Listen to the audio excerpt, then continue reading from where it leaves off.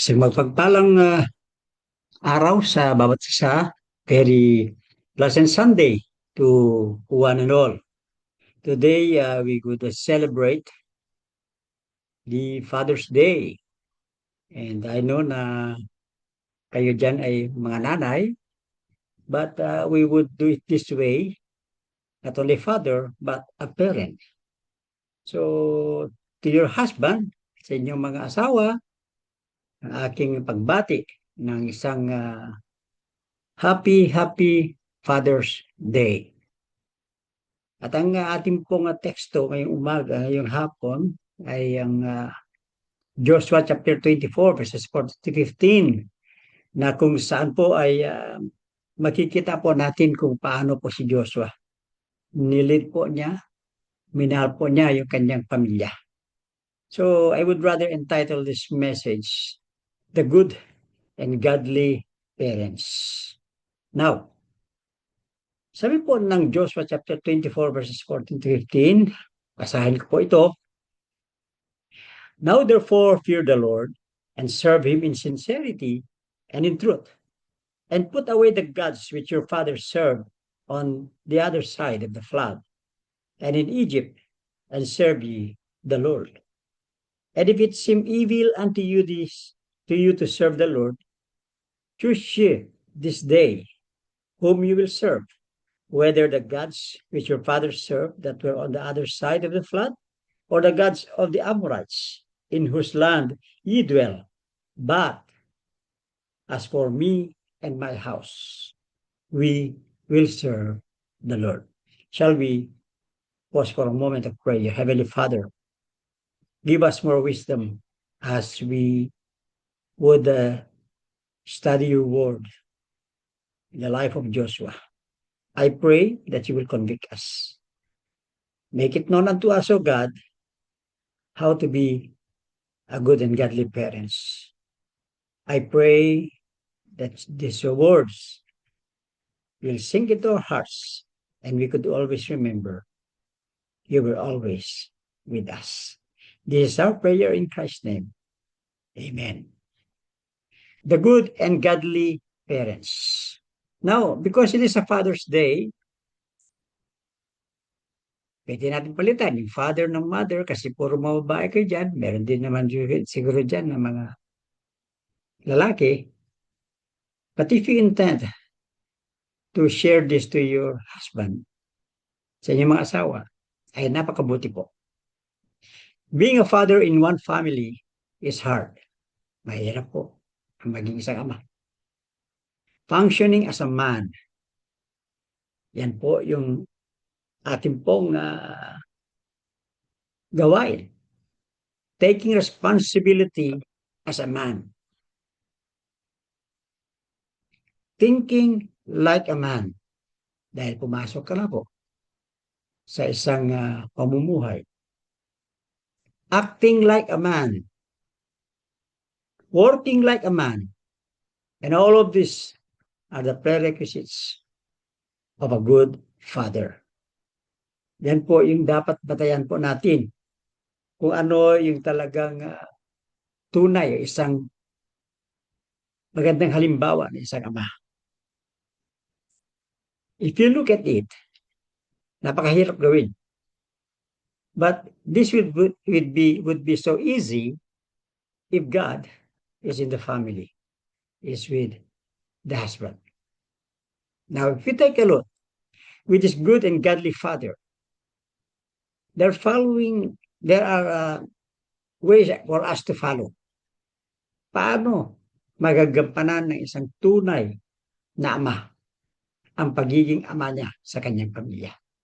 Number one, Joshua here is a father who leaned on the Lord. No? Tignan po natin, maraming mga mabubuting tatay na pwede pong hangaan dahil nakita po natin ang kanilang dedikasyon sa buhay. At ang dedikasyon nila para sa kanilang pagiging ama ay sa kadahilanan para buhayin ang kanyang pamilya. And we really thank God because today we could be remembering the father or your husband o yung asawa sa araw na ito. And you could congratulate your husband if he is a husband or a father who lean on the Lord. Ang pagiging isang ama na ito po ay nakasandal sa ating Panginoon ay isang ama who dedicated himself in the Lord. Meaning to say, ang kanyang buhay ay binigay niya sa Panginoon. He devoted himself in the Lord. Hindi po siya nawawalay sa ating Panginoon. Lagi po niya pinapangunahan sa kanyang buhay na dapat ang Diyos ang nasa kanyang buhay.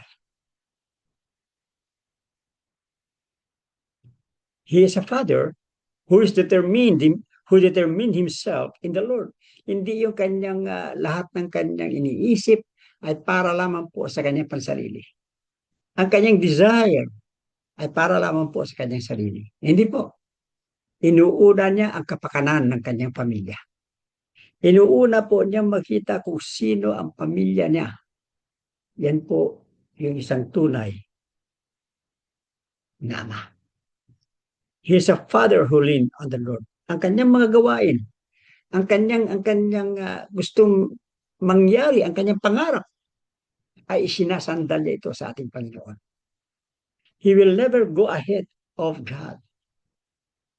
Yung kanyang mga pangarap sa buhay, sinasangguni po niya ito sa Panginoon dahil isa po siyang ama na dedikado, devoted siya at determined para lamang sa Panginoon. Ito ang mga tatay na kapag may pinagdadaanan sa pamilya, we can never avoid that. No? Na sa loob ng isang pamilya, marami po tayong pinagdadaanan. At kung meron man pinagdadaanan sa pamilya, hindi ito pinararaan sa mabubuting usapan. Kundi pinararaan ito sa mabubuting pakikipag-ugnayan sa Diyos. Dahil hindi mareresolba ang kanyang problema, ang kanyang mga kabigatan sa kanyang buhay, kung hindi niya ito isinasangguni sa ating Panginoon. And that is a good and godly father. So what we learn from Joshua, ito po yung buhay ni Joshua bilang isang ama. Joshua dedicated himself to the Lord. Joshua devoted himself to the Lord. And Joshua determined himself in the Lord. Yun po yung kanyang ginawa. So makikita po natin na siya ay isang magulang, siya ay isang tatay, siya ay isang asawa na hindi nakafocus lang sa gusto niyang mangyari. Ang kanyang focus ay para sa kapakanan ng buong pamilya. So Joshua always acknowledged the presence of God in his family. Kaya siya ay naturingan. He is a father who leaned on the Lord. Now, pangalawa, hindi lamang po siya yung ama o asawa who leaned on the Lord, but Joshua here also is a father who learned to lead his family in the Lord. Dahil sinabi po niya, maliwanag, as for me and mine house, we will serve the Lord. So he is a father who learned to lead his family in the Lord. So ito po yung gawain ni Joshua. Hindi po niya pinababayaan ang kanyang pamilya. Remember, in God's wisdom, He has given its family ahead. Dahil sa gustong pangyayari ng ating Panginoon, ang isang pamilya ay binigyan niya ng isang leader, isang head of the family. At ang head of the family na yan ay itong si ama, ang tatay, ang husband. The husband is the head of the family. Siya po yung leader sa loob ng bahay. At ang nanay naman, kung siya yung ama ay siya yung haligi ng tahanan, yung ina ay siya naman yung ilaw ng tahanan. Pero kung minsan nakakalungkot, baliktad ng pangyayari. Yung ina, siya yung haligi ng tahanan. Yung ama, siya yung ilaw ng tahanan, pero paandap-andap. So this Joshua ay naranasan niya, na-experience niya, nangyari sa kanyang buhay, kung ano ang tinatawag natin na isang pamilya. Siguro kung magulo ang pamilya, naranasan din niya magulo ang pamilya niya. But then si Joshua, hindi po siya nagpabaya. And to be a man and a father also, hindi ito isang pribilehiyo lamang. To become a father, to become a husband, and to become a man, hindi ito isang pribilehiyo lamang, kundi isang malaking responsibilidad para sa ating pamilya. At higit sa lahat, isang malaking responsibilidad ng isang ama na akayin ang kanyang pamilya para sa ating Panginoon, para kay Kristo. Yan po yung isang responsibilidad ng isang ama.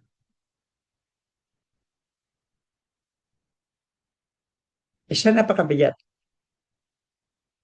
na o napakalungkot na kung minsan mas ang nanay ang nangunguna na akayin ang pamilya sa Diyos.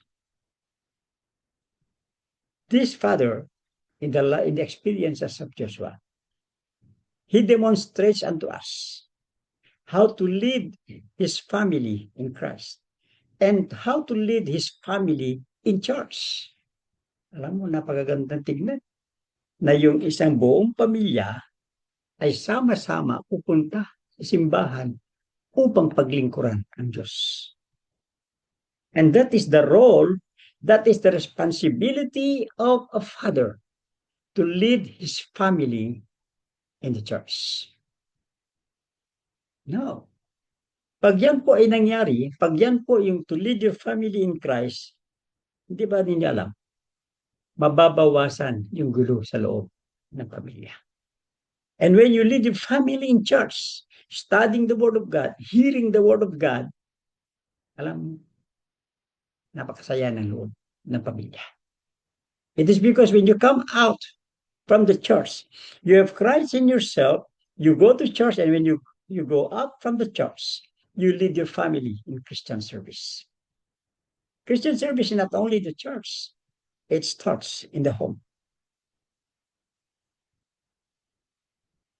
Ito po yung pangyayari na kung minsan nakakalimutan kasi natin Nang responsibilidad ng isang ama ay akayin ang kanyang tinatawag na pamilya sa ating Panginoon. That is why, if you look at it, yung bagay na yan, makikita natin dito po sa ating pinagpag-aralan ngayon is how to lead your family in Christ. Paano po yung gagawin natin para ma-lead natin yung pamilya natin sa church? Ano sabi niya? Pag ang tatay, pag ang asawa, pag ang husband, pag ang lalaki, ay siya pong nanguna na akayin ang pamilya sa church, hindi po mahirap. Dahil siya po yung haligi ng tahanan. So you look at it. You look at how we should do it. No? Kasi dito nakikita po natin na when you lead your family in Christ, when you lead your family in church, or when you lead your family in Christian service, to wrap up with those leading, there is love inside the family. So katunayan, as of now, how many percent ang ganitong pamilya sa ating kinagagalawan? Sa ating lugar,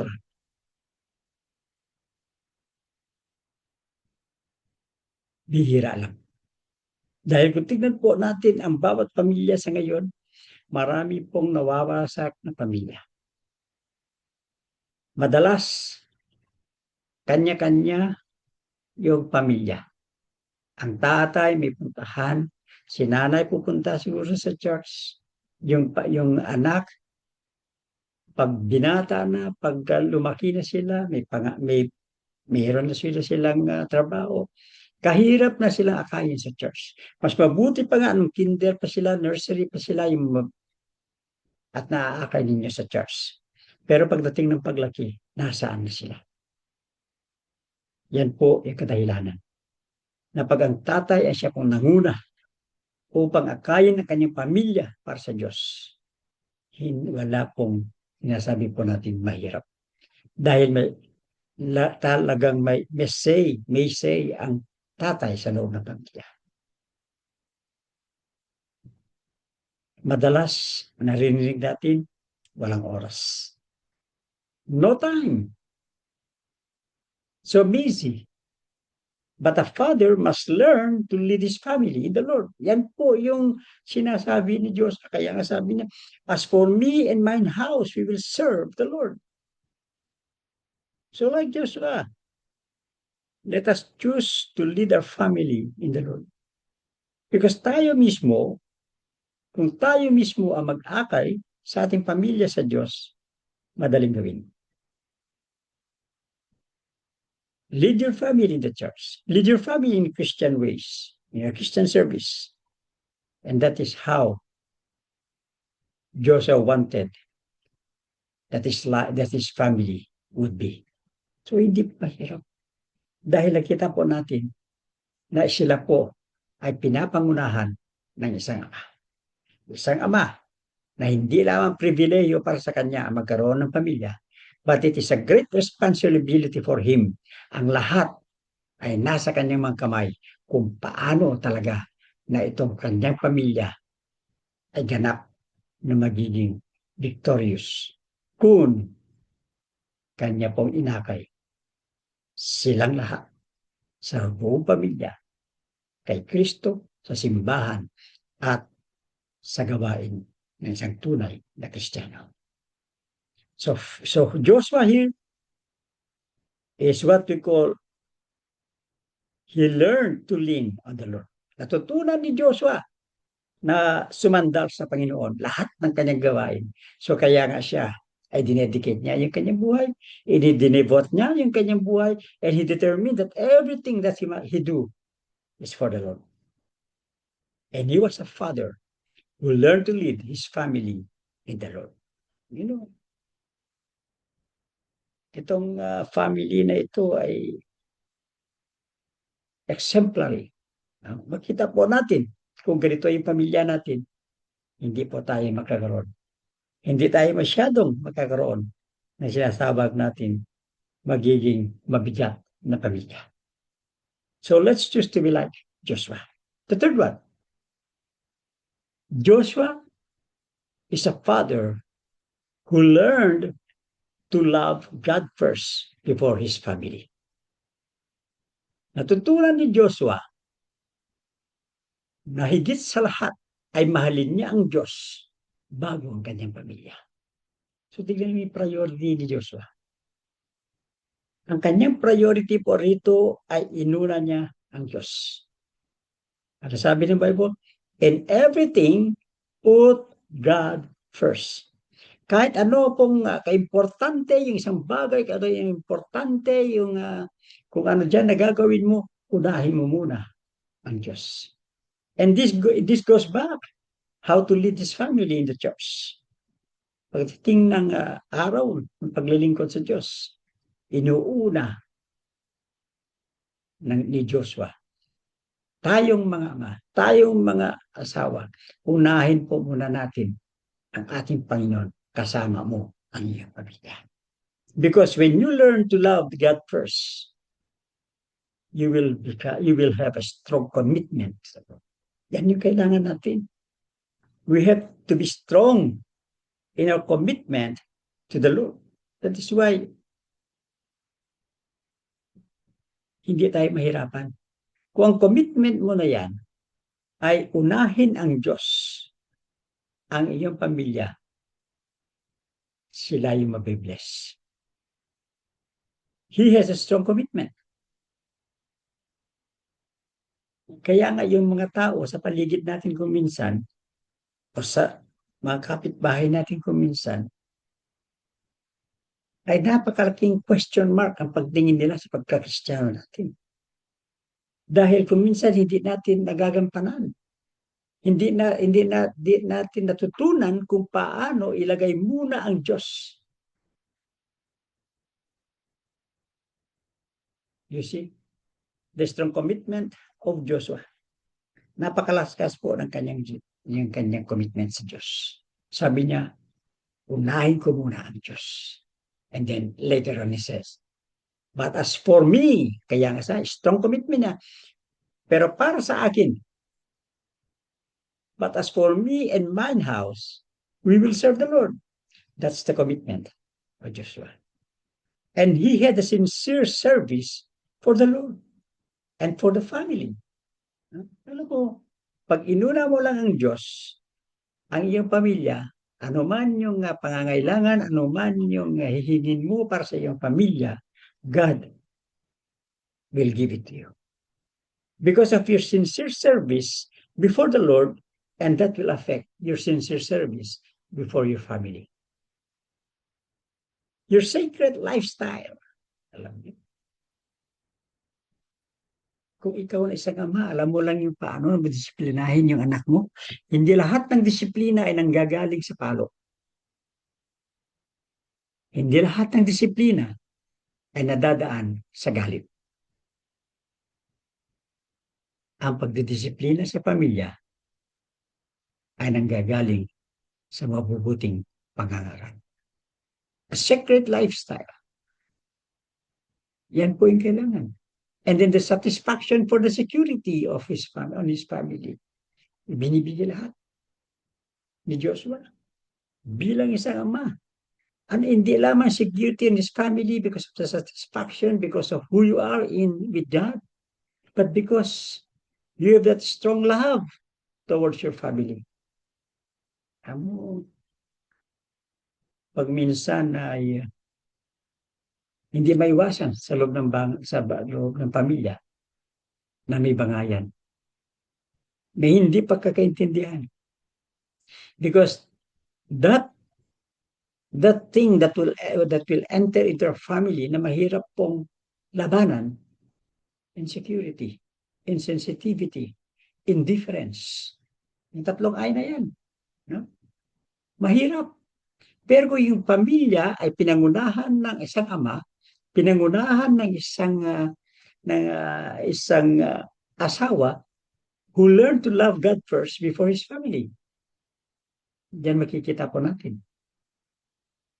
Everything will be a plus factor for the family. Isang ama na mahal niya ang kanyang asawa. Isang ama na mahal niya ang kanyang anak. Isang ama na mahal niya ang buong pamilya. Why? Because of his strong commitment before the Lord. Because of his sincere service before the Lord. His sacred lifestyle na nakikita ng Diyos. So that is why, if you look at the life of Joshua, strongly he believed on God. At ang kanyang tanging pangarap para sa kanyang pamilya is, as for me and my house, we will serve the Lord. Alam mo, kung ganito ang isang pamilya, mararanasan mo ang pagmamahal ng tunay, ng isang tunay na ama. Dahil siya ay be concerned sa kanyang asawa, sa kanyang anak, sa kanyang apo, sa kanyang buong pamilya. Hindi po ito isang ama na inuuna niya yung pansarili. Alam mo, napakahirap po ng ganong klaseng pamumuhay, no? Pag kanya-kanya. Lalo na kung isang ama, ang gusto lang na mangyari is me, no? Gusto niya siya lamang po yung ano, ayaw niyang magbanat ng kanyang buto. Ayaw niyang ah, madungisan yung kanyang kamay. But you look at it, it's not a privilege to become a father. It's a responsibility to become a father. And you could do that. No responsibility is too hard when you learn to lean on the Lord. When you learn how to lead your family in the Lord. And when you learn how to love God first before His family. Alam mo, ito pong challenge po sa atin. Eh. I could remember isang mag-asawa. Alam mo, natatawa nga ako. Eh. Sabi ng asawa sa kanya, ng lalaki sa kanyang asawa. Sabi niya, mahal, mag-iingat ka pag sabi ko sinasawa, alis na ako. Punta ako sa palengke. Sabi niya, lalaki, sige, mag-iingat ka sa daan. Huwag kang tatawid. Kung may bisikleta o may motor, huwag kang tatawid. Ay, maraming salamat sa pag-alala mo sa akin. Oo, tatawid ka lang pag may truck na. Alam mo, kung minsan parang ganun yung nakikita po natin sa isang tahanan, hindi po maganda. Ibig sabihin, when that thinking of a man is like that, no? Personal, na gusto niya iangat ang kanyang sarili. But a father who learned to love God first before his family is a father that could be trusted. So, isang malaking aral po sa atin ito. I'm not telling you na maghanap kayo. I know na mahirap maghanap ng ganitong klaseng isang ama. But we could do that only if we put God first in everything. Pag siya po ay nasa Diyos, hindi po mahirap gawin. Now, remember, ito po yung tignan po natin. It is a good thing to have a happy and loving family. But it is great to have a godly family. Ang gandang tignan eh. Oh, makikita po natin, it is a good thing to have a happy and loving family. Oh, saya-saya nila, happy sila. But it is a great thing to have a godly family. Na ito po ang kanilang pamilya ay sila po lahat ay naglilingkod sa Diyos. So, hindi lahat ng tatay at nanay ay siya lamang po ang maglingkod sa Diyos. Kundi, ang buong pamilya ay siyang dapat maglingkod sa Diyos. Minamahal nila ang Diyos, naglilingkod sa Diyos, at inuuna ang Diyos sa kanilang pamilya. That family is a godly family. And when you become a godly family, you will have a happy and loving family. So, Happy Father's Day sa inyong mga asawa. Happy Father's Day kung sino nandyan ng mga lalaki. And most of all, happy Father's Day to all the fathers in this world. And may God bless this lesson that we have learned about not only a privilege of a father, but the responsibility of a father. God bless us all. And because before I close, nandyan po si Sister Benz. No? Happy birthday, sister. God bless you and God bless your family.